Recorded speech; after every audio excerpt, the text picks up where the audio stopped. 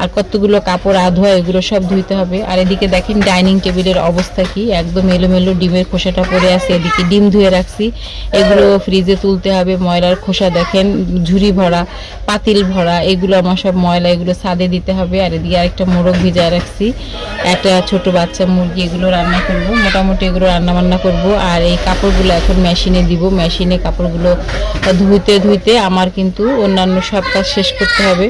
অনেকে আছে যে আগে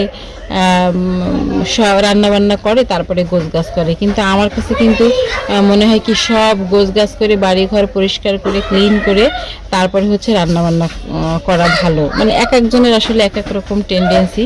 আমার কাছে ভালো লাগে না যে সব কিছু নোংরা থাকবে তার মধ্যে আমি রান্না করতে আসবো, এটা আমার কাছে ভালো লাগে না।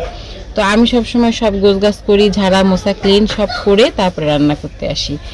আর এগুলো করতে করতে কিন্তু অনেক সময় লাগে। তো যাই হোক, আমার কিন্তু অলমোস্ট গোছগাছ করা ক্লিন করা হয়ে গেছে। এখন আমি রান্না করতে যাব।